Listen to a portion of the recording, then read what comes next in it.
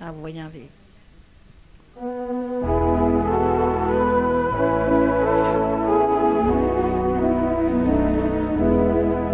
Je voudrais qu'en vous voyant vivre, étonner les gens puissent dire, voyez comme ils s'aiment, voyez leur bonheur.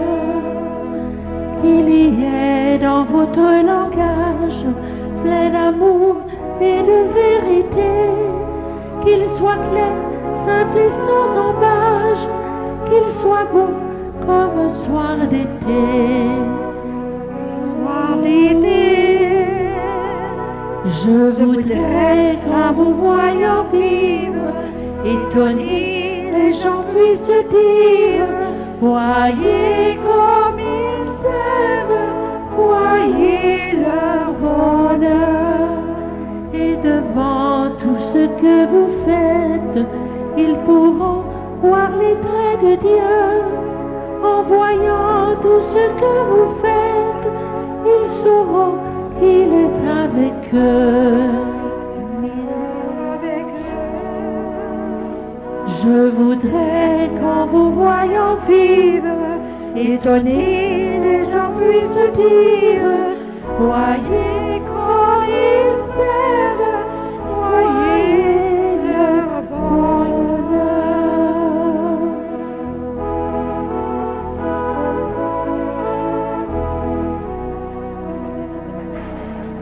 Alors, asseyez-vous encore un petit peu, parce que c'est très important ce que je vous dis. Je ne sais pas quand est-ce que je reviendrai ici. Le 17, 18, 19, 20, 5 jours, au mois de juillet, je vais être à l'église Saint-Georges. Bon, alors pour parler de la neuvaine de Sainte-Anne, hein, ils sont chanceux, les autres là, pendant la neuvaine de Sainte-Anne, hein, et 23, 24 à Guadeloupe. Et le reste du temps, c'est pas mal aux États-Unis et à l'extérieur. Alors, ici, vous regarderez ça, là. Quand j'ai sorti du couvent, j'ai commencé à faire ma jeunesse. Fallait bien, hein? Alors, j'ai dit à grand-maman Sainte-Anne, j'ai dit, j'aimerais que tu me remplaces, me faire remplacer par une jeune fille, parce que moi, je voulais pas sortir du couvent. J'étais bien. Alors, je faisais ma jeunesse avec cette fille-là, mon amie de fille. Et un jour, on était toutes les quatre dans un auto, chacun notre chum. Et puis, elle a dit, Colette, elle dit, mon Dieu, que t'as donc l'air aimer les hommes. Ben, il faut bien que je fasse quelque chose. Je ne veux pas faire une sœur, il faut que je fasse quelque chose. Moi, je suis pas capable. Ah, j'aime pas ça partout. Mais toi, si t'aimes pas ça, là, va donc faire une sœur. En voulant dire, voici les sœurs n'aiment pas les hommes. Hein? J'ai dit, vas-y, va donc me remplacer. Il dit, ah, dis-tu folle? Voyons donc, je ne veux pas faire une sœur pour ça, là. Alors, la semaine suivante, j'avais préparé quelque chose dans un hôtel. Et puis, à un moment donné, j'ai téléphoné, j'ai dit, Florence, j'ai préparé quelque chose. J'étais très organisatrice, tu sais, de toutes sortes de choses. Hein? Alors, j'ai téléphoné, j'ai dit, es-tu prête? Elle dit, Colette, tu pourrais pas y aller. Ah, t'es-tu malade? Bien plus que ça. Elle dit, je rentre au couvent. Hein? Mais tu fais ça pour rire de moi, là? Elle dit, bien pire que ça, je vais te remplacer. Hey, puis elle est allée me remplacer, ça fait 40 ans qu'elle est là. Puis je ne l'avais pas vue, puis elle est encore là. Alors, pensez-vous que grand-maman n'avait pas préparé toute son affaire par en dessous? Elle m'avait sorti, puis elle m'a remplacé. Alors ça, là, ça fait pas longtemps, c'est le 7 de juillet. Bon, c'est une personne qui va vous lire seulement quelques témoignages avant de vous dire quelque chose d'extraordinaire. Essayez de toffer. Excuse mon langage, j'ai seulement qu'une 6e année. Salut Colette, c'est Raymond. Je t'écris pour t'annoncer ma guérison de mes yeux. Tu te rappelles? Je t'ai demandé de prier sur moi. Mes yeux, la maladie, je faisais de la staphylocoque. C'est une infection dans les yeux. Les ceux qui sont infirmières doivent connaître ça. J'ai les yeux rouges. Bon, puis il était très malade. Bon, et par Sainte-Anne, à travers toi, je me suis sentie guérie le lendemain matin, après que tu as mis mon huile. J'avais plus rien. Ça faisait 11 mois que j'étais malade, pas capable de sortir. Quand j'ai été te voir à la soirée organisée, j'étais assis en avant. Tu t'en rappelles? Je me rappelle, je n'étais pas capable de la regarder. Moi qui avais les yeux rouges. Hein? J'ai dit à ma copine de longue date, je sens la présence de Marie et de Sainte-Anne. J'étais convaincue par le témoignage que tu faisais. C'était vrai. Parce que moi, j'ai le pif pour sentir. Je pars de très loin. J'ai été dans la drogue, le sexe, la boisson, pendant 15 ans. Le rosaire. Les 15 mystères du rosaire. L'innovation, c'est fait. J'étais chef de gang. J'avais 45 ans. 45 gars à ma charge. Ils faisaient de la moto. Là. J'étais un chien de la rue. Je mesure 6 pieds, 235 livres, un armoire à glace. Tout dans les bras, mais rien dans la tête. J'étais pas un enfant de cœur. Maintenant, j'ai 46 ans. Mon enfance, c'était la prison du cœur envers mes parents, qui m'ont laissé à l'âge de 3 ans et demi. À partir de là, la haine a commencé en moi. Mais Dieu m'attendait. Un gros accident de voiture à Pâques, sur les 15. Une voiture m'a frappé à plein fouet, à 70 000 à l'heure. Je suis restée dans le coma assez longtemps. Mais Dieu m'a vraiment aimé. Aujourd'hui, Maman Marie et Sainte-Anne et Saint-Joseph, c'est ma gagne au ciel. Et aussi les anges gardiens. J'ai confiance au miracle parce que je crois à la miséricorde de Dieu. Ceux, Colette, à qui tu livres ton message. Tu peux être sûr que tu ne mens pas parce que j'ai le pif. Quand tu as payé de ta vie, tu as passé ta vie dans le mal, tu comprends assez bien quand le bien arrive. Je t'aime comme une grand-maman Sainte-Anne. Tu dis vrai, crois-moi. Je suis un leader aujourd'hui pour le bien. Demande à mon amie Raymonde. Elle me connaît très bien. Je vois maintenant avec les yeux du cœur de Jésus, Marie, Saint-Joseph et Sainte-Anne. Ne lâche pas, Colette. Nous avons besoin de toi. Tu es capable et Sainte-Anne est là. Merci. Puis j'ai le médecin qui a parlé pour dire que c'était vrai. Là. Il est allé chercher tout de suite une confirmation du médecin. Ici, voyez-vous, c'est une madame ici, elle était guérie pendant que je disais le paternoster, une grosse dépression nerveuse. Elle est complètement guérie. Vois-tu, je suis, le 7 juillet, je suis allée à l'Assemblée de Sainte-Anne pour la première fois. Puis pendant la récitation du Notre Père en latin, j'ai été guérie d'une dépression qui durait depuis 2 ans. Ça fait 2 mois que j'ai eu ma guérison et la dépression n'est pas revenue.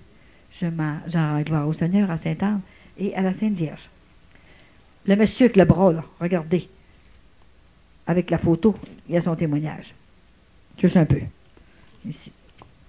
Drummondville, Madame, étant très sceptique à votre ministère de la dévotion à la Bonne Sainte-Anne, une dame avait offert d'écouter la cassette vidéo.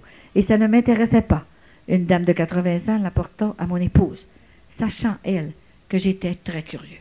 Alors j'ai dit à la Bonne Sainte-Anne, donne-moi un signe. Si c'est vrai, moi, je souffre d'asthme très sévère et cela m'occasionne de manquer d'oxygène dans le sang et cela m'occasionne aussi d'avoir tous les bras, 2 bras surtout, avec de grosses plaques bleues presque noires. Et ça me gêne beaucoup. Et c'est très dangereux pour ma vie. Alors, j'ai dit, fais-moi disparaître ces plaques sur le bras droit. Et là, j'ai écouté la cassette. Et voici que le lendemain, tout était disparu. Même les traces que cela laissait sur mes bras, sur mon bras, lorsque le sang y sortait. À ma grande surprise, non seulement ces traces avaient disparu, mais mon cœur était comme sur un nuage, et je vivais des joies célestes. J'ai assisté à votre réunion le vendredi soir, ici à Drummondville, et Sainte-Anne m'a mis dans la tête de toujours faire attention pour suivre les 10 commandements de Dieu. Ah, il ne savait pas, là, hein, que c'est grand-maman m'a donné, là, le message, là, hein. Et de faire un propagandiste à tous ceux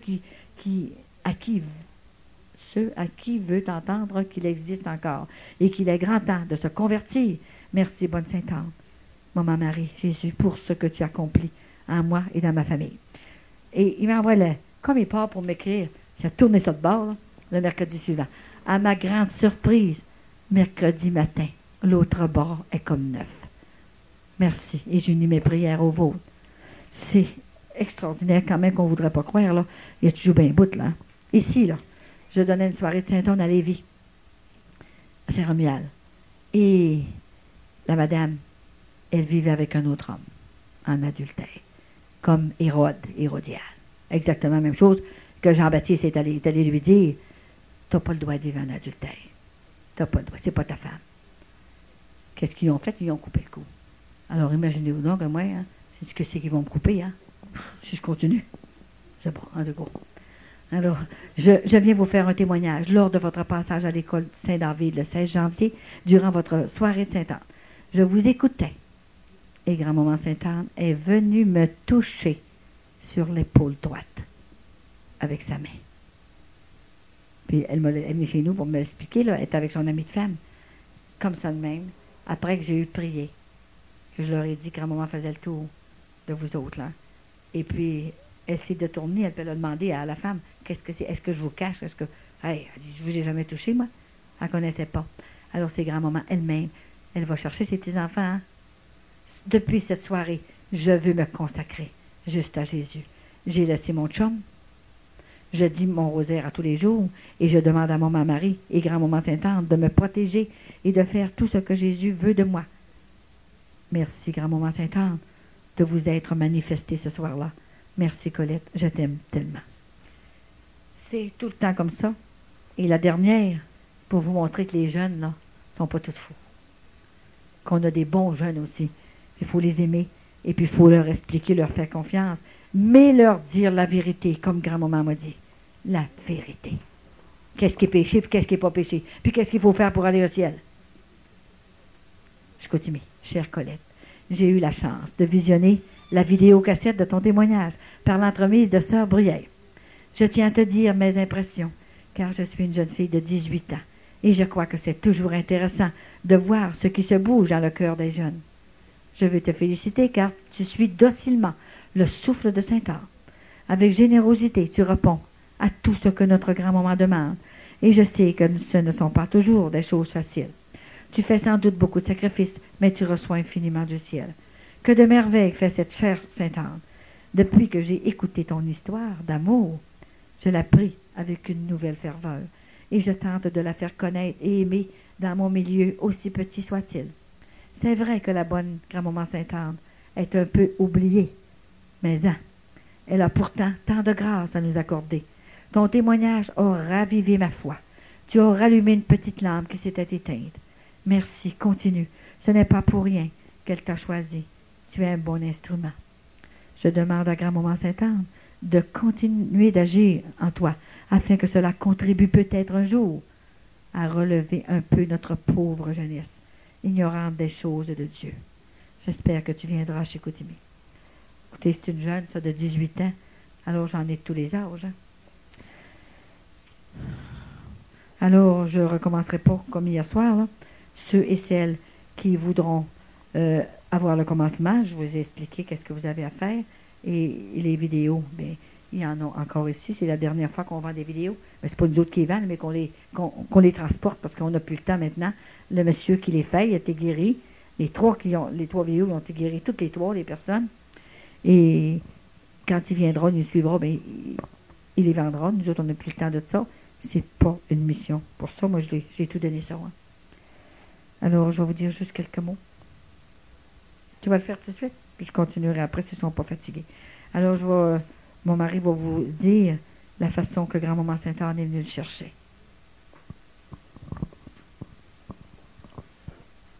Bonsoir. Moi, c'est une affaire qui n'est pas tellement compliquée, mais seulement que moi, c'est en 1953. J'étais fiancé avec une fille, ça faisait 3 ans et demi que je sortais avec elle, puis c'était le mercredi des cendres. J'étais fiancé depuis. Rendu chez mon ami, puis je lui ai dit tout simplement, j'ai dit, il y a une voix qui me dit en dedans de moi, je dois pas me marier avec toi. Je peux pas t'expliquer, je peux pas te dire exactement, mais ça m'a dit toute la journée. Faut que tu abandonnes la soirée, tu ne peux pas te marier avec elle. C'est ça, c'est la seule chose que ça me disait. Ça fait que j'ai abandonné. Mais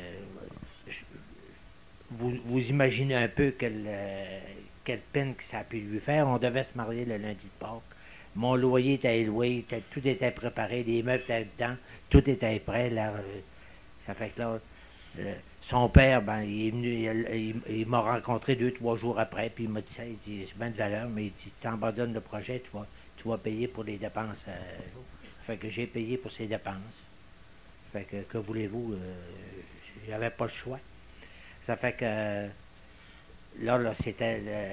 Puis là, c'était en 1953, ça. Puis 6 mois après, j'ai rencontré Colette par une de mes anciennes employées, parce que moi, j'avais un restaurant. Elle est venue chez nous dans l'après-midi à mon restaurant, puis elle a dit, j'aurais une fille à te présenter. Ça fait que j'ai dit, si tu veux, viens chez nous à soir, puis je vais te présenter. Ça fait que le jeudi soir, je m'en vais à son domicile, puis là, elle me présente Colette. Ça fait que là, vous direz bien, en la voyant, elle avait un beau petit costume rouge. Elle ressemblait, là, à imaginer la Sainte-Vierge avec un petit costume rouge, là. C'était elle en peinture. Ça fait que là, j'ai eu le coup de foudre à imaginer. Hein.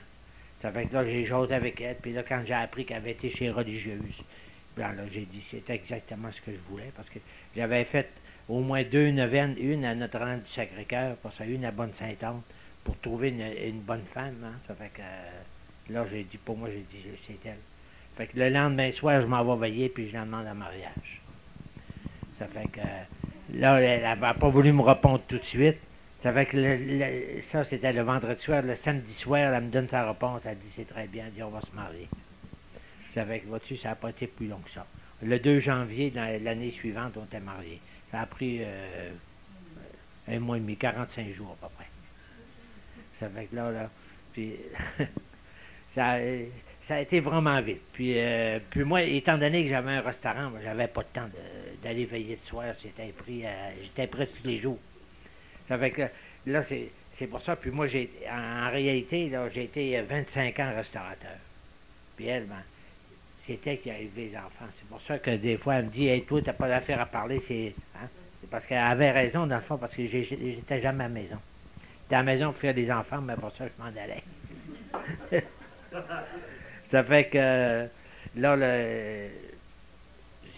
c'est de même que ça s'est passé. Puis après ça, moi, après ça, quand j'ai eu vendu le restaurant, j'ai déménagé à Québec. Là, j'ai travaillé pour une compagnie, pour les entreprises Blanchette. Puis là, je travaillais sur des tracteurs, puis je démanchais des pannes de tracteurs. Puis là, je m'étais cogné la jointure en dessous, en démanchant une boule. Ça fait que là, ça a fait un empoisonnement de sang. Je suis venu la main toute enflée. Ça fait que là, ma petite fille qui a été guérie, André, elle dit ça, elle dit, demande-le à maman. Elle dit tellement qu'elle dit elle a tellement reçu d'affaires, puis nous autres aussi, on a tellement reçu de miracles. Ça fait qu'elle dit, elle peut faire quelque chose pour toi. Ça fait que là, elle était allée à l'hôpital, puis quand elle est revenue vers 10h30, j'ai dit ça, j'ai dit, ça me gênait, la cohérence. C'est une chose que, je ne sais pas, moi j'ai dit à moi-même, j'avais confiance, mais ça me gênait de le demander. Ça fait que là, finalement, j'ai mis mon orgueil de côté, puis j'ai dit ça. J'ai dit, tu veux-tu faire quelque chose pour maman? Parce que je devais rentrer à l'hôpital le lendemain matin, vois-tu, pour des traitements. Ça fait que là, elle est arrivée, vois-tu, puis là, elle m'a mis de l'huile, puis elle a prié sur ma main, puis là, j'ai parti me coucher. Une demi-heure après, j'avais plus de douleur. Puis le lendemain matin, à 6 heures, j'avais la main exactement comme ça. Parce que j'avais toute la main enflée, c'était tout rouge, puis de toutes sortes de couleurs. Fait que ça, au lieu d'aller à l'hôpital, j'ai été travailler. Ensuite de ça, ce qui m'est arrivé de plus grave, là, c'était en 1992. Le 30 octobre 1992, on s'en allait en Floride avec notre petit campeur. Puis on avait couché à Harrisburg sur la 83. Puis le matin, je me suis levé, il était 4h30, 5h à peu près. Puis là, elle était couchée en arrière. Puis j'ai dit, tiens, le soleil commençait à se lever. J'ai dit, je vais prendre la route, puis je vais faire un bout tranquillement. Il n'y a pas beaucoup de trafic à cette heure-là. Ça fait que là, ça faisait à peu près une 15-20 minutes, j'étais sur la route. Puis là, je montais à vitesse bien tranquillement pour pas qu'elle s'en aperçoive. Là, j'étais rendu à 100 km, puis là, j'ai mis ça sur le cruise control, puis tout filait bien.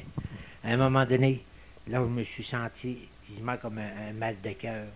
Puis là, ça m'a monté direct au cerveau. Là, j'ai perdu connaissance, je ne sais pas ce qui s'est produit. J'ai tombé à tête sur le volant, puis là, je ne me souviens pas ce qui s'est passé. Ça fait qu'à un moment donné, elle a entendu un bruit. Ça fait que là, elle a crié. Puis là, elle s'est levée à la tête pour voir. Puis là, elle ne me voyait pas par-dessus avec les dossiers. Les sièges sont assez hauts. Ça fait que là, imagine, là, elle a crié « Sainte-Anne, sauve-nous ». Ça fait que là, elle est partie, puis là, elle s'est approchée en avant. Puis dans ce temps-là, le campeur, lui, a arrêté sur l'autoroute, la voie du centre. Le moteur virait, j'étais sur le drive, puis rien qui bougeait. Ça fait que là, elle m'a brassé pour me faire prendre connaissance. Puis là, je suis revenu, puis là, elle m'a dit ça, elle dit, qu'est-ce qui s'est passé? Ben, je sais pas. Ça fait que là j'ai arrêté, j'ai fermé la switch, puis là, j'ai mis le moteur sur le parc. Puis elle dit, j'ai entendu un bruit, puis elle dit, c'est ça qui m'a réveillé. J'ai dit, bon, Yann, j'ai dit, on s'est-tu fait frapper? Fait que là j'ai débarqué, puis j'ai fait le tour du campeur. Il y avait la lumière avant du côté du passager. Le gros Sidbim, lui, était à terre sur l'asphalte, au bout de son cordon, puis toutes les petites lumières qu'il y avait, là, puis le tour chromé, ça, c'était tout écrapouti, ça, puis l'intérieur. Mais c'est tout ce qu'il y avait de brisé. Il n'y avait pas de graphine du tout sur la tôle. J'ai dit, qu'est-ce qui a bien pu briser ça, là? J'en ai parlé aux mécaniciens quand ils l'ont réparé là-bas à Miami, puis il n'y avait aucune réponse à ça. Ils ont dit, on ne sait pas tout ce qui a pu briser ça. Fait que là, mais Colette, elle s'imagine, elle pense, elle dit, pour moi, c'est le démon qui a fait ça. Hein. C'est des choses possibles, je ne sais pas. En tout cas, là j'ai remis le Sidbim en place. Puis après ça, là, j'ai dit, on va repris la route. Puis là, elle dit, comment est-ce qu'elle dit, je vais chauffer? Non, j'ai dit, je suis correct. Ça fait que là, j'ai dit, on va dire un chapelet pour remercier Saint-Anne puis la Sainte-Vierge de nous avoir sauvés. Puis là, on vient juste de finir le chapelet. Que là, la même chose me reprend encore. Je reperds connaissance encore une deuxième fois. Fait que là cette fois-là, ben, ça a été un peu différent. Mais là, je zigzaguais de même sur la route. Puis là, il y avait un arrêt, il y avait un gros camion qui transportait des automobiles. Puis lui, il voyait ça. Il dit, pour moi, le type en avant, il dit, il y a quelque chose qui ne va pas, lui, là. Il pensait peut-être en boisson, quelque chose de même.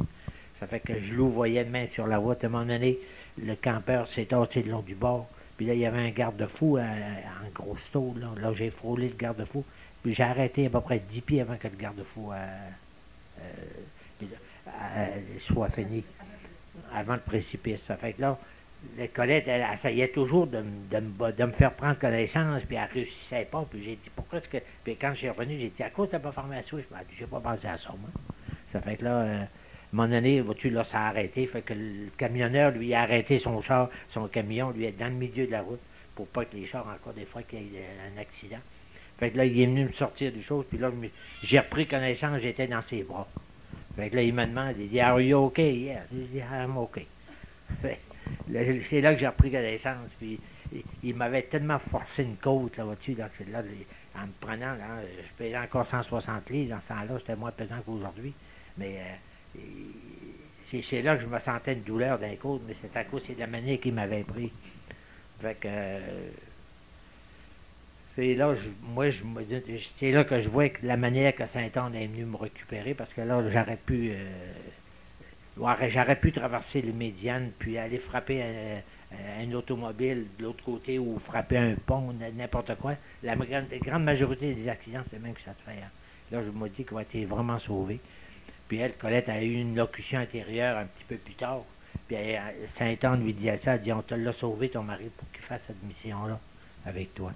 Fait que là, c'est pour ça qu'aujourd'hui, je la suis, je la conduis par tout ce que Saint-Anne veut qu'elle y aille. Ça fait que puis ça me fait plaisir de faire cette mission-là avec elle.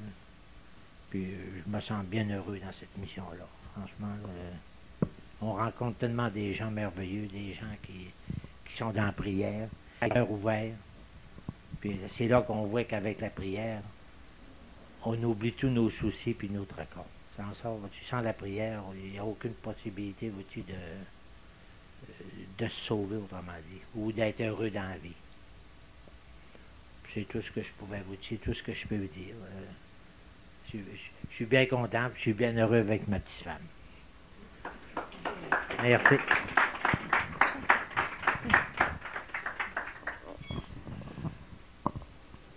Elle a dit d'autres choses à dire.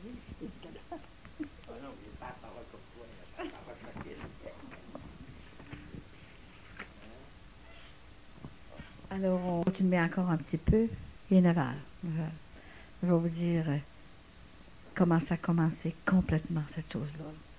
Comment grand-maman savait quoi faire et qu'elle me préparait. Ça a commencé en réalité à l'âge de 13 ans. À 13 ans, Ma mère est rentrée à l'hôpital. Alors, elle a fait, c'était pendant la neuvaine de Sainte-Anne, et la 9e journée de la neuvaine de Sainte-Anne, elle me fait demander à l'hôpital, dans sa chambre, et on priait pour sa guérison, c'est certain. Hein?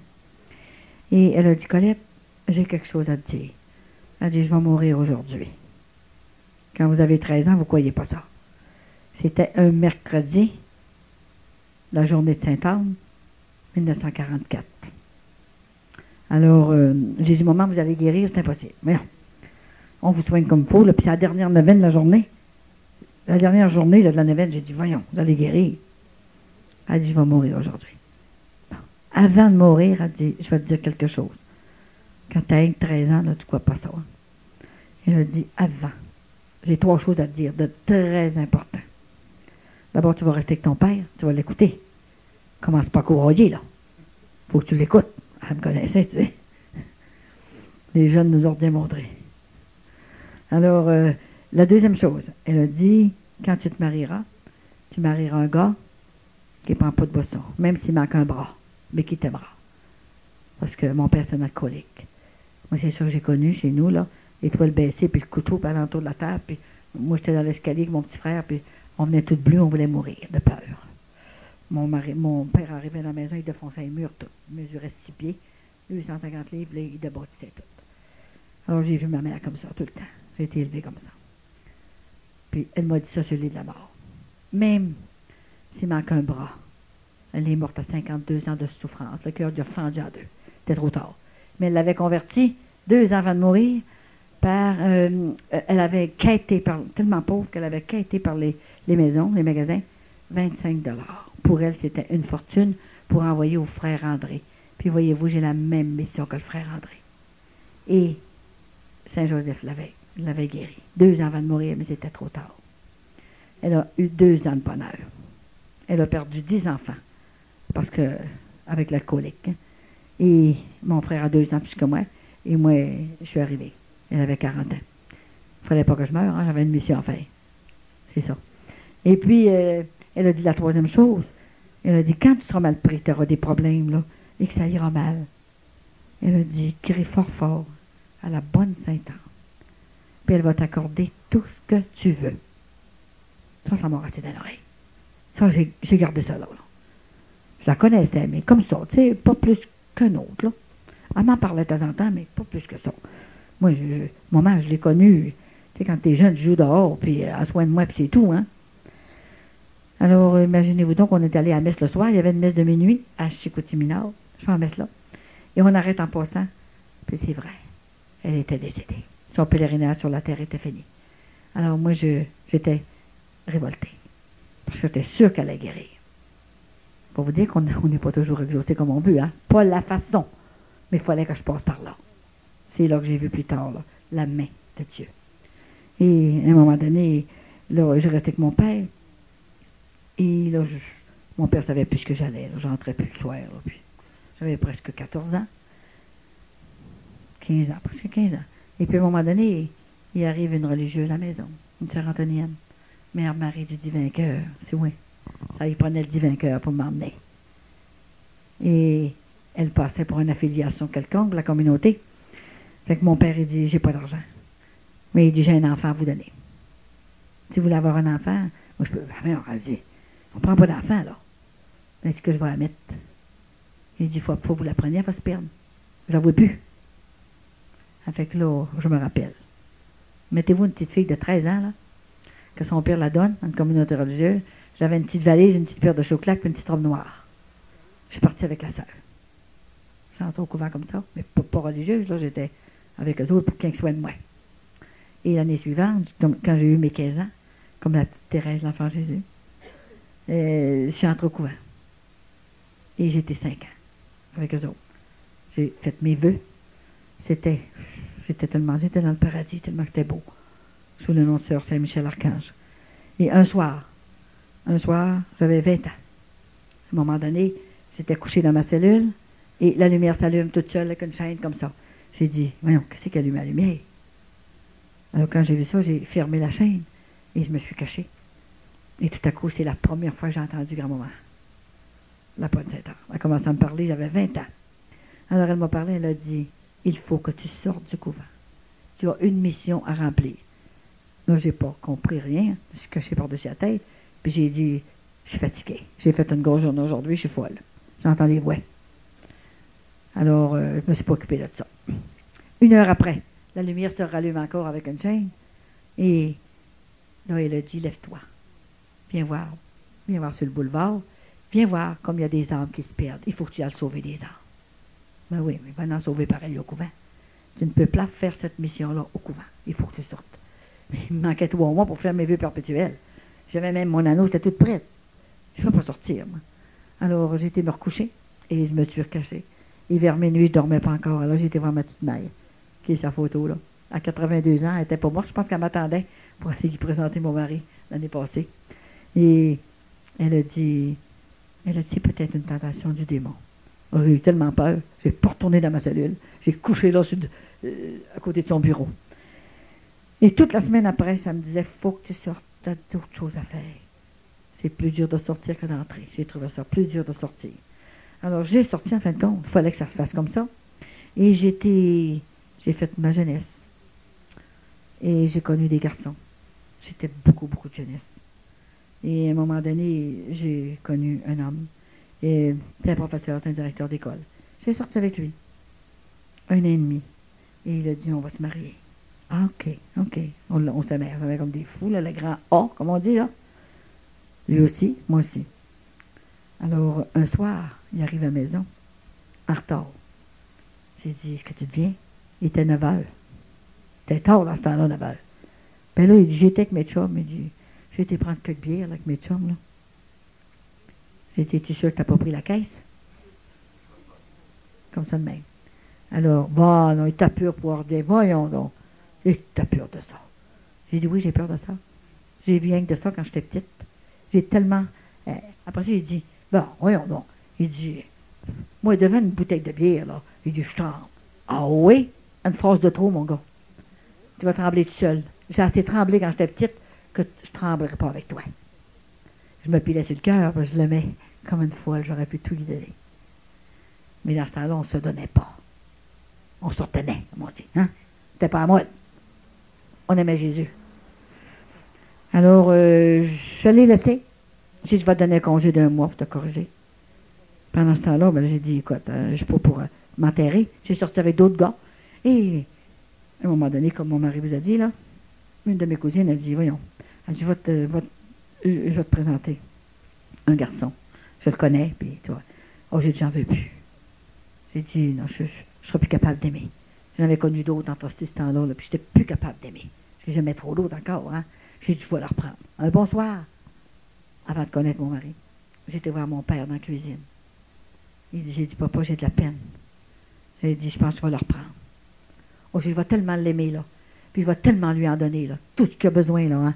J'ai dit, je vais le convertir. Je vais le corriger. J'aurai pas de problème. T'as dit, papa. Alors mon père, il dit, Colette, fais pas ça. Il dit, j'ai fait mourir ta mère.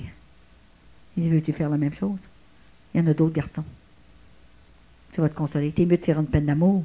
Puis de ne pas être malheureuse comme ta mère. Hélène est morte. Ah, je l'aimais. Il était remarié dans ce temps-là. Là. Il dit jamais que j'aimerais une autre femme, comme j'ai aimé ta mère. Il pleurait. Alors moi, j'étais me coucher. Et puis, là, j'ai prié que c'est que je vais faire. Et entre ces temps-là, après ça, j'ai connu mon mari. Il est arrivé, il m'a connu chez la fille là, qui m'avait dit ça. Je suis allée à son restaurant et il dit, je vais aller te reconduire chez toi. J'ai dit, tu fais pas de char, moi. Je ne te connais pas, moi. Alors, il a pris l'autobus avec moi. J'ai trouvé ça spécial. Il a laissé son char en avant. Il m'a respecté. Il commençait déjà à me respecter. Alors, j'ai allé chez nous, puis il a repris l'autre autobus pour s'en retourner. Et j'avais vu dans ses yeux que c'était quelqu'un, tu sais. Mais, tu sais, hein, on les connaît jamais, nos hommes. Quand ça fait 10 ans, 20 ans, 30 ans, 40 ans, ils n'agissent pas comme quand la journée du mariage. Hein? C'est pas pareil jamais. Alors, c'est celui-là que bon Dieu m'avait choisi et je devais passer ma vie. J'avais dit oui à l'hôtel pour le meilleur et pour le pire. Alors, il y a eu des pires, puis il y a eu les meilleurs et j'ai mis de l'eau dans mon vin et ça n'a pas été facile, je peux vous le dire. n'était pas un mauvais garçon, mais il avait ses défauts. Il était comme les autres hommes. Alors, grand-maman est venue, elle a changé son cœur. Elle lui a mis un cœur spirituel, un vrai cœur. Ça a pris du temps, mais elle l'a fait. Et puis, à un moment donné, on a élevé nos enfants, on s'est mariés, et il m'a demandé, la veille, ben, imaginez-vous donc, là, quand il m'a demandé le mariage le lendemain soir, hey, j'ai dit, oh, ça va. Oh, mais on ne s'aime pas, on ne se connaît pas, je peux pas. Moi, puis c'était l'autre que j'aimais.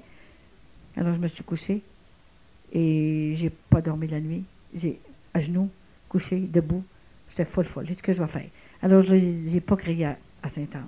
Je n'ai pas pensé. J'ai dit, je vais appeler ma mère, maman, Hélène. J'ai dit, qu'est-ce que je vais faire? Oh là, j'ai prié. Là. Et puis, à un moment donné, j'ai décidé que c'était oui. Ça fait 42 ans qu'on est mariés. Et ça dure encore. Voyez-vous que c'est fait pour durer. Hein? Bon. Et là, on a eu nos enfants. On a eu 7 dans 10 ans. Alors, on part du temps. Hein? Les 3 premiers, 3 dans 29 mois. Alors, je les ai élevés selon ce que j'avais été élevé, d'après l'amour que j'avais pour Jésus, que j'avais appris au couvent, c'est sûr. Hein? Bon, j'avais une belle formation. Et je les ai élevés avec le crucifix sur eux autres. Vous allez voir. Et puis, quand ils sont sortis du bain, ils savaient toute l'histoire de Jésus.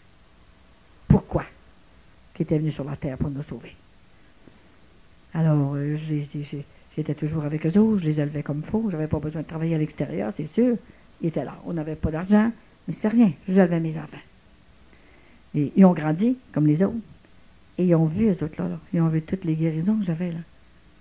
Ils savent, là. Et je voyais mon corps se transformer, guérir tranquillement, tout le temps. Et un jour, j'avais un kiss, un ovaire, comme un pamplemousse, de même. Le médecin dit, il faut que j'enlève ça, il dit, c'est cancéreux ton ovaire. Il faut enlever ça. J'avais eu tous mes enfants dans ce temps-là. Et alors, une bonne nuit, j'ai dit, j'ai pas de gardienne, j'avais 5 à faire garder. C'est là que j'ai commencé à crier. Là, j'ai crié à grand-maman.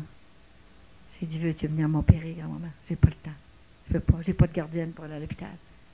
Et je me suis couchée. Ça faisait 4 mois que je saignais. Donc c'était grave, hein? J'avais un ennemi. Et pendant la nuit, j'ai senti une transfusion de sang dans mes veines. Comme quand on a une transfusion. Exactement. Et puis, je me suis endormie. Quand je me suis relevée le matin, j'avais plus de bosse. Tout. Mais quand j'ai demandé à grand-maman de guérir, de me faire fondre ça, en même temps, j'ai dit, tu voudrais-tu, en même temps que m'opérer, ça ne sera pas plus d'ouvrage pour toi. Il m'a posé 2 beaux ovaires neufs. J'ai dit, il y en a au ciel qui traînent, là. Fait que je dis, c'est pas plus d'ouvrage pour toi, là. L'année prochaine, tout à coup, j'en ai un autre qui fait défaut. C'est tout aussi bien de faire ça comme il faut tout de suite. Alors, elle m'a posé 2 ovaires neufs. Et le médecin a approuvé. Il l'a vu après, quand j'ai été opérée là, pour l'utérus. Alors, c'était vraiment, ça venait du Seigneur. Puis là, c'était tout le temps comme ça. Mais j'ai eu mes enfants, le premier, le deuxième, le troisième, par obligation. Il n'y avait pas d'amour. Je ne pouvais pas. Je ne pouvais pas l'aimer. Il fait 24 heures que je le connais, voyons. Alors, là, j'ai dit, grand-maman Sainte-Anne, j'ai connu l'amour. Je sais ce que c'est que l'amour avec un grand A. Puis toi, tu as fait un mariage d'amour avec Joachim. Maintenant, je veux aimer mon mari, comme j'ai aimé mon autre. J'ai dit, je ne me fais plus d'enfant autrement. Alors, j'ai tellement prié et j'ai demandé à grand-maman. Et il venait. J'avais pas de chance non plus. Il était toujours à son restaurant, mais je ne l'avais jamais à la maison. Alors là, il s'est aperçu qu'il y avait quelque chose qui allait tomber, là. Il est venu plus souvent, un petit peu à la maison, pour qu'on se voie. Et là, je commençais à voir ses qualités. Et puis, à un moment donné, je me suis aperçu que je l'aimais. Bon, là, j'ai dit, mon Dieu, je vais-tu être capable d'aimer comme l'autre? Et comme Jésus est puissant, il a fait le miracle. Et je l'ai aimé comme l'autre. Alors, la 4e enfant, on l'a fait par amour. Là, c'était par amour, vraiment. C'est une belle petite fille blonde. Elle était tellement belle. Mais elle est arrivée au monde, elle était infirme. Elle n'avait pas d'anus. Alors, le médecin dit, qu'est-ce qu'elle va faire? Elle dit, je peux pas. Il dit, c'était gros comme la bout d'une petite pain d'ouette. Alors, on va lui donner des médicaments. Je l'ai opérée à 2 ans. Et je lui mettrais un tube jusqu'à sa puberté. Il fallait que j'aille à l'hôpital faire ses selles. Tous les semaines. Mon père venait garder. Il avait 70 ans. Puis il y avait tellement de problèmes avec les autres. Il dit, moi, Je suis même plus capable de fumer une cigarette, tellement qu'ils sont malcommodes. Il dit, mais c'est des enfants. Mais il dit, chérie, il dit, moi, là, j'en peux plus. Il ne pouvait plus venir. Puis la petite fille, elle ne voulait plus aller à l'hôpital non plus, ça lui faisait trop mal. Elle criait au meurtre. C'était toute une opération qu'il faisait tous les semaines. Hein. Alors, elle ne voulait plus venir avec ça. Hein. Là, j'ai commencé, j'ai pensé, maman m'a dit de crier quand je serais mal prise. Là, je suis vraiment mal prise. Alors, j'ai crié, grand-maman, veux-tu la guérir? Viens donc l'opérer ici, comme tu as fait pour moi. Viens l'opérer. Et alors, à un moment donné, l'enfant se lève un matin, me crie, maman, caca, maman. Elle n'avait jamais dit ça, jamais. C'était toujours bobo puis bobo qu'elle disait. Elle n'avait pas tout à fait 2 ans. Alors, je suis allée, puis je l'ai mis au tambour du lit. Une belle petite blonde, là, vraiment belle. Et puis, elle n'avait pas 2 ans. Tout à coup, elle dit, maman, plus bobo, maman, plus bobo. Comment ça, t'as plus de bobo? Là, elle avait envie. Elle est partie toute seule, puis elle est allée s'asseoir sur son petit pot. Ouf, je n'en revenais pas. Elle était complètement guérie, et grand-maman l'avait opérée. Elle avait un rectum, comme les autres. Exactement pareil. Alors, j'ai attendu 3 jours, et j'ai monté à l'hôpital. J'ai été montrer ça au chirurgien, qui était même un cousin de mon mari. Là, il a vu que c'était vraiment une guérison. C'était vraiment miraculeux. Grand-maman Sainte-Anne l'avait. Mais encore, j'y faisais toujours des petites couettes avec l'huile de Sainte-Anne. Tout le temps. J'avais confiance quand même. Hein? Et elle était complètement guérie. Elle a 33 ans. Et son 3e bébé, que je vous ai dit, le petit cœur hier, que je vous ai conté, le petit cœur de son bébé, là, qui était guéri. Alors, voyez-vous, là, comment est-ce que c'est? Les enfants ont grandi, ils ont parti, ils ont fait leur jeunesse. Et ils se sont mariés, c'est sûr. Hein? Bon.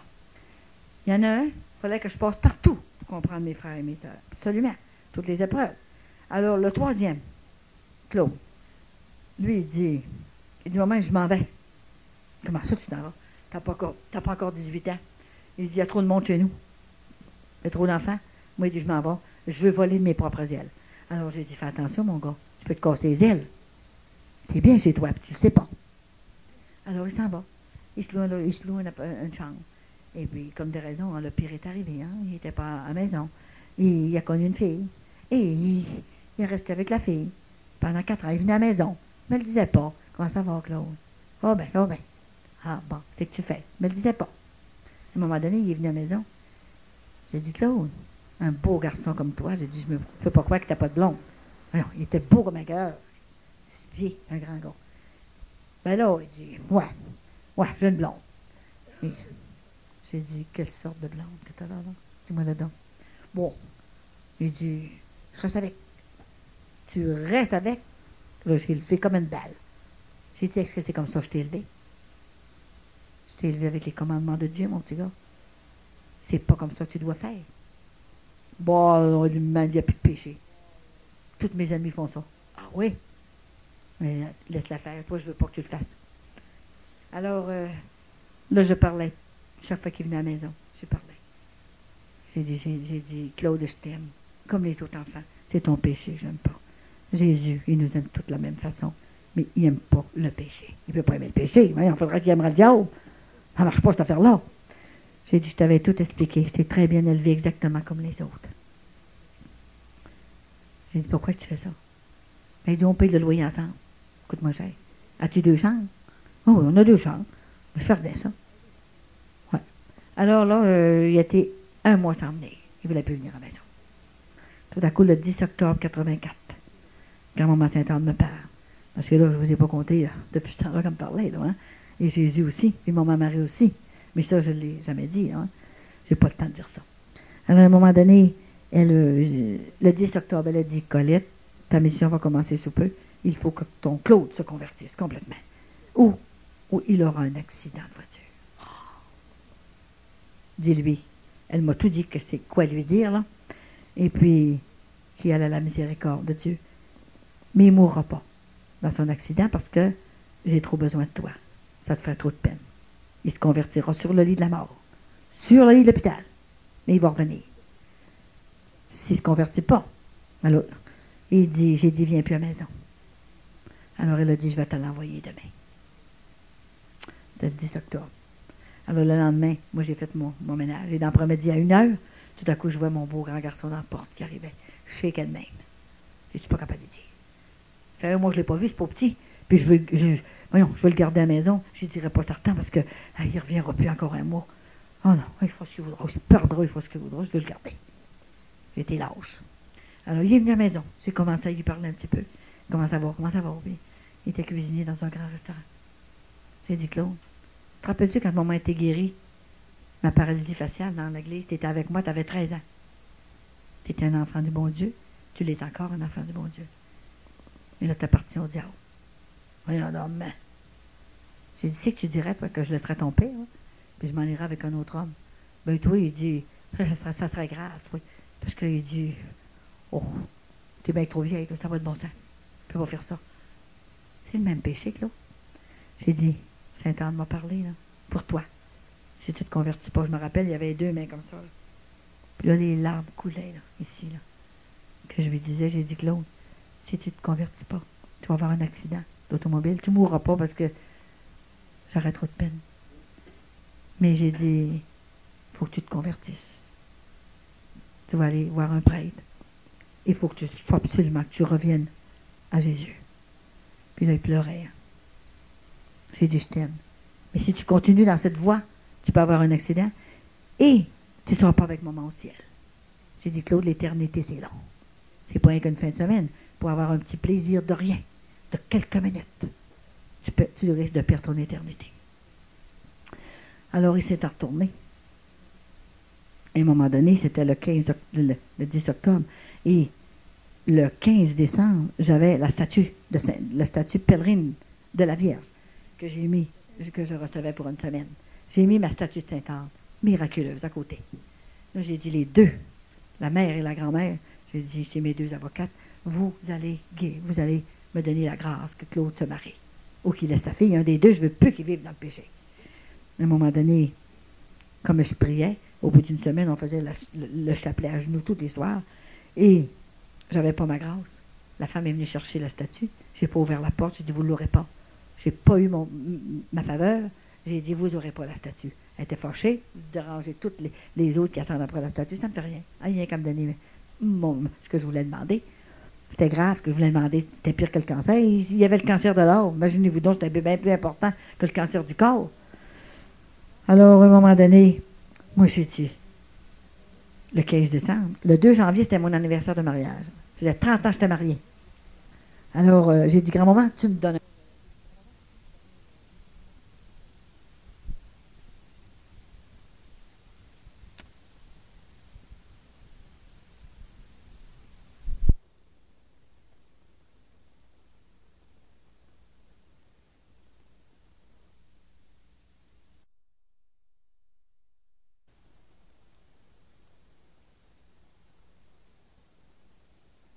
se sont levés et ont dit, Monsieur et Madame Coulombe, on a une nouvelle à vous apprendre.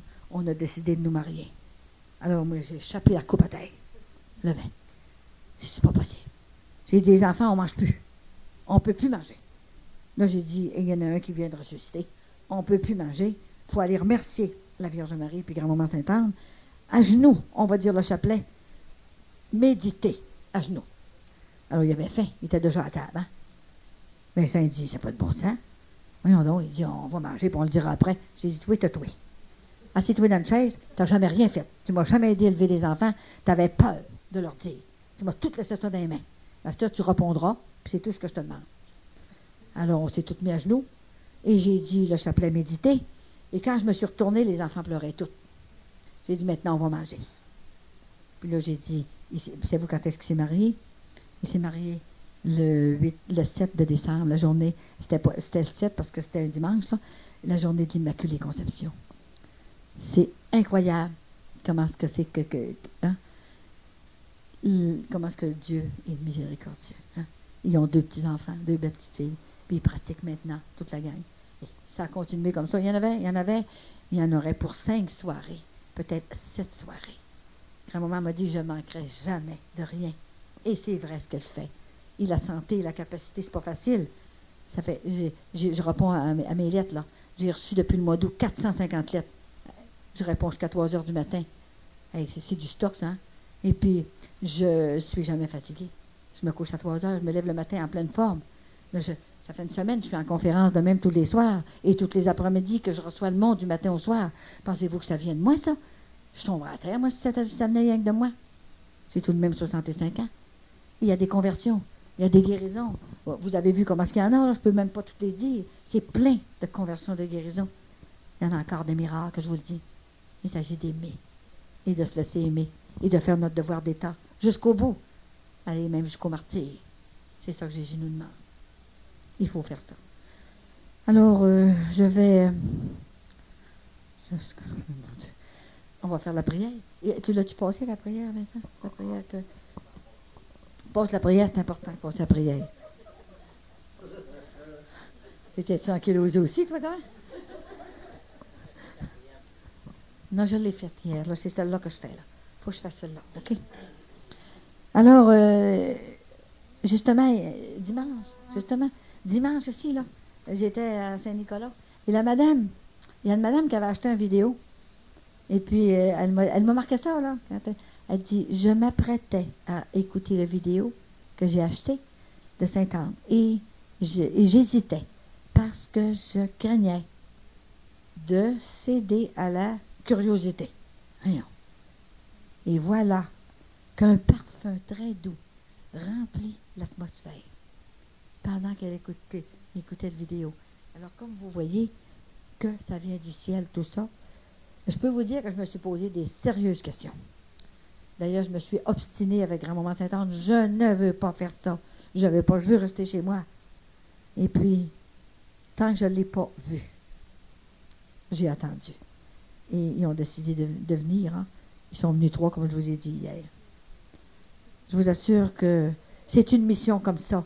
C'est pas une mission qui se fait dans 10 minutes. Je ne peux pas parler 10 minutes. Il y a trop de choses. Hein. Et Grand-Maman Sainte-Anne savait que cette mission serait longue à parler. Alors, savez-vous comment est-ce qu'elle a organisé son affaire? Elle tricote tout ça, elle, là. L'année dernière, elle m'a dit, un jour, tu prêcheras des retraites dans les églises, les communautés religieuses.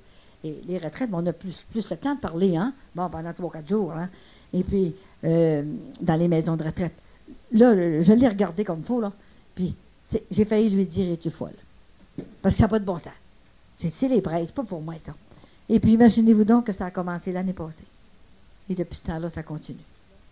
Alors, on est toutes là pour aider nos prêtres à faire aimer Jésus. Et prions pour eux, on en a besoin. Ne les jugeons jamais et prions très fort, je vous le dis, pour leur solitude et tout ce qui passe aussi. Je pense qu'on en a besoin. Faisons des sacrifices aussi pour eux. Un jour, je vous assure qu'on en aura besoin. On courra après. Alors, il faut en prendre soin avec respect. Alors, il faut les respecter, plus que vous pensez, surtout nous autres les femmes. Faisons attention. Soyons modestes et restons dans l'amour de Jésus. Je vous le dis. C'est ça que Jésus nous demande. Et quand on a vu un coin du ciel, je peux vous assurer que ça vaut la peine de souffrir un peu sur la terre. Un mal d'oreille, un mal de pied, un mal de jambe. Ça vaut à peine d'endurer ça pour l'éternité. Alors tout ça, c'est pour la gloire de Dieu. Alors je veux remercier Lorenzo et Gisèle qui ont ouvert leur cœur et qui ont ouvert la maison pour les petits-enfants de Grand-Maman Sainte-Anne, les enfants du bon Dieu. Et je vous dis que partout où je vais, c'est toujours comme ça, c'est toujours extraordinaire tout ce qui se passe. Et Grand-Maman passe dans les cœurs. Peut-être que vous ne serez pas guéris tout de suite à soir, mais je vous assure, ceux et celles qui recevront des grâces spéciales, vous devez le dire. Gardez pas ça pour vous autres, quand vous êtes sûrs. Hein? Alors, vous m'écrivez. Vous le dites aussi à Gisèle, la responsable. Et ceux qui veulent des vidéos et des cassettes, vous le dites à Michael. C'est pour une bonne œuvre. Hein? On dépense vraiment des cochonneries partout. Hein? Alors, à place là, d'acheter des affaires au magasin pour vos enfants, là, hein, qui vont jeter ça, qui vont dire, moi, j'aime pas ça. Enveloppez-leur une belle petite cassette, audio ou vidéo, puis donnez-leur. Ça va nourrir leur âme, bien plus que d'autres choses. Hein? Et surveillez-les, vos enfants. Aimez-les, puis expliquez-leur qu'est-ce qu'il faut faire pour aller au ciel. C'est important parce que Jésus va venir. Jésus, Grand-Maman Sainte-Anne, commence à venir nous secouer, là, un peu, par compassion et par tendresse, par amour. Mais Jésus va venir vraiment, lui, secouer sa terre pour qu'on se réveille. Quand on pense que dans quelques années, on va être l'autre bord. C'est sérieux, ça, il faut y penser, là. Alors, il faut se rapprocher de plus en plus près de Jésus, je peux vous le dire. Alors, je vous remercie d'être venu entendre parler de Grand-Maman Sainte-Anne. Et je vais prier pour vous autres. C'est ça votre cadeau. tous les jours. Vous pouvez vous dire dans votre cœur, il y a une vieille grand-maman, là, une grand-maman à Charlebourg qui prie pour nous autres tous les jours. Ça, je vous le promets, jusqu'à ma mort. À chaque fois, j'avais toujours un chapelet pour tous ceux que je rencontre. Alors, on va dire cette prière, et si Gisèle a quelques mots, elle va le dire, peut-être qu'il y en a qui ont des témoignages, je ne sais pas. En tout cas, moi, je ne sais pas, je ne suis pas fatiguée, si vous voulez que je fasse, je poserai la nuit de même, alors ça ne me dérangerait pas. Alors, on a passé des heures extraordinaires, et grand-maman, elle était vivante avec nous ici, jusqu'à mon départ, elle le sera vivante avec moi. Alors, on va dire, prière à Sainte-Anne.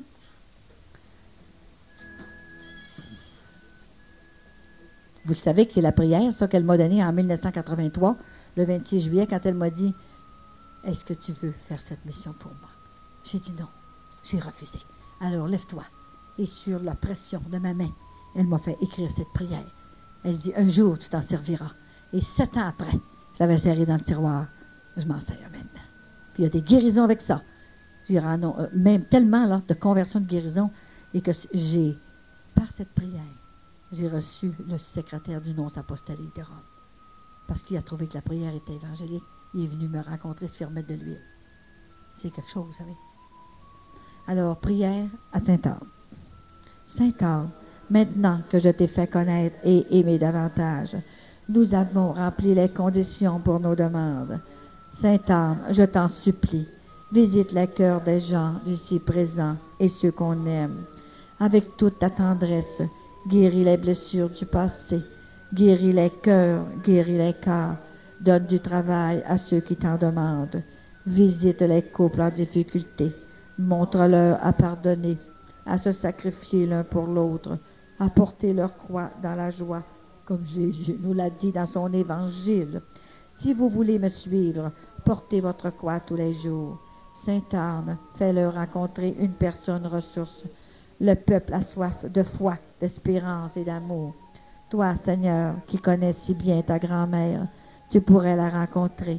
Ça irait plus vite pour distribuer tes faveurs à ceux et celles qui ont confiance en toi.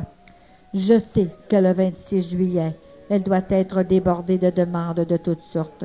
Je te supplie de faire un spécial pour nous autres ce soir. Seigneur Jésus, étends tes mains sur nos têtes. Regarde-nous avec nos misères, nos défauts, nos qualités. Nous voulons nous jeter dans tes bras. Serre-nous très fort contre ton cœur et nous crierons ensemble « Abba, Père, Abba, Père ». Grand merci, Sainte-Anne, pour tes faveurs. Alors, je demanderai, c'est comme une inspiration, là, je demanderai à l'abbé, ici, Jean-Marie, s'il voudrait nous dire un petit mot et nous bénir maintenant, au nom de Jésus.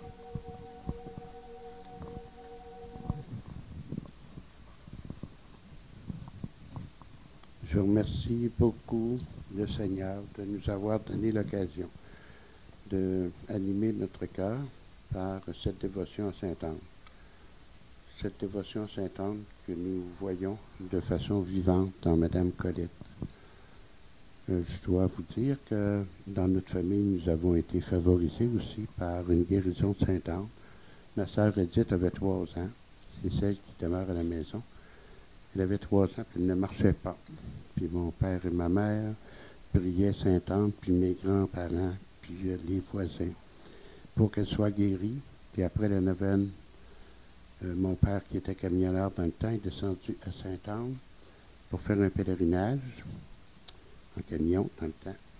Et puis, le lendemain, ma sœur, qui ne faisait que se traîner sur le plancher, avait une colonne vertébrale trop faible, ne pouvait pas marcher. Et le lendemain, ma sœur commence à s'appuyant sur une chaise. Elle a réussi à se tenir debout, puis à partir à marcher pour la plus grande gloire, puis la plus grande joie de mes parents, puis de ceux et celles qui ont été témoins de ce grand miracle. C'est par l'amour du Seigneur que s'est réalisé ce miracle, comme beaucoup d'autres que nous entendons parler. Et ensemble, nous allons demander au Seigneur de bénir d'abord Mme Colette, et puis toutes les personnes ici présentes, et les personnes aussi qui aurait tellement aimé est avec nous autres. Que le Seigneur, plein d'amour et de miséricorde, continue à se manifester par les personnes qui t'aiment, Seigneur, par les personnes qui t'ont chéri aussi. Je te demande, Seigneur, de nous bénir tous, de demander à Sainte-Anne et puis à la Vierge Marie d'être pour nous des chemins qui nous conduisent à toi. Je vous bénis tous au nom du Père et du Fils et du Saint-Esprit. Alors, j'emporte vos intentions chez moi et je prie tous les jours sur vos intentions ici. Et il y a beaucoup de guérisons qui se font par ces intentions-là. Et vous regarderez mes photos. Et ça, c'est mon horaire là, que je fais. Et ceux qui ont besoin des commandements de Dieu, ils sont là. Hein? Je l'ai expliqué, je pense. Je ne sais pas s'ils savent toute la vision que j'ai eue pour les commandements de Dieu. Et je vous remercie. Alors, je voudrais remercier à votre nom, Colette, Madame Colette, hein, comme elle nous a bien parlé, elle a ouvert son cœur, puis en même temps, elle ouvre notre cœur sur Sainte-Anne. Puis elle nous donne de plus en plus confiance à la prier. Et quand Jean-Marie parlait qu'il y avait une guérison chez eux, moi aussi chez nous, j'avais un de mes frères que son oreille coulait tout le temps, pareil comme du sirop d'érable dans son oreille. Puis le médecin il avait dit à ma mère, il va devenir sourd. Puis ma mère, elle dit à mon père, on va aller à Sainte-Anne, on va aller acheter de l'huile de Sainte-Anne. Puis elle dit, je suis sûre qu'il ne sera pas sourd. Et c'est ça qu'ils ont fait. Puis à tous les soirs, ils mettaient de l'huile. Puis dans l'espace à peu près 2 mois, alors mon frère, maintenant, ses oreilles étaient correctes. Puis jamais, il recoulait. Alors ça en est une guérison de Sainte-Anne. Et je pense que si dans chacune de nos familles, on interviewe des gens, nos grands-mamans, on va avoir des surprises comme ça. Et moi, je pense que plus on va s'adonner à la prière, plus on va s'adonner à ma grand-maman Sainte-Anne, à maman Marie, c'est impossible qu'ils nous laissent de côté sur le chemin. Puis ensuite, un jour, on pourra dire, on a fait notre possible pour aller au ciel. Parce que je vais dire comme Madame Colette, c'est pas long sur la terre, pour après ça, une éternité. Et il y avait un professeur, moi, qui m'avait marqué en première année. Elle disait que l'éternité, là, elle dit, si vous voulez comparer l'éternité, c'est pareil comme si un oiseau viendrait à toutes les 1000 ans frôler le rocher de Gibraltar. Alors, le rocher de Gibraltar, on l'a tout vu à la télévision un jour ou l'autre, où il annonçait des assurances. Là, hein. Et puis, imaginez-vous, frôler un aile d'oiseau, frôler un rocher. Si on se frôle la joue, on se fait pas mal. Hein. Alors, l'éternité, c'est jamais ça finira. Ça vaut peut-être la peine de nous mettre à genoux, de nous donner, d'aller à l'église souvent, de communier souvent, d'aller à la messe, puis de prier nos grands saints, y compris grand-maman Sainte-Anne. Alors, je demande, puis je voudrais qu'on prie pour Colette, puis pour Vincent, son mari, puis pour nos prêtres, pour que la Sainte-Anne vraiment les protège partout où ils vont, puis qu'elle continue encore longtemps, avec pleine santé, le travail qu'elle fait, parce que comment on peut en profiter, c'est extraordinaire. Et aujourd'hui, hier, Sainte-Anne, elle s'est faite présente à partir d'une saveur de rose, à partir que Colette a ouvert son chapelet, son mouchoir pour sortir son chapelet, puis ensuite l'huile. Puis après-midi, ma grand-maman Sainte-Anne, elle est venue présente dans la chambre, avec Colette, puis une autre personne. Alors, quand on dit que grand-maman Sainte-Anne est là, elle est là, grand-maman Sainte-Anne, puis prions-la. C'est nous autres qui va partir avec une valise remplie de grâce et de bénédiction. Alors, merci Colette, on prie pour toi, on prie pour Vincent. Merci beaucoup. Hein. Alors, ce soir, vous allez mettre votre main sur la relique de ce que grand-maman Sainte-Anne est venue me porter sur la table. Et c'est Gisèle qui va vous la faire voir. Là, et vous mettez votre main dessus, comme ça, parce qu'elle est tout petite, hein, l'embrasser, ça va être... Puis, ça me prendrait une autre personne, là. Lorenzo, et tu voudrais-tu venir ici, s'il vous plaît?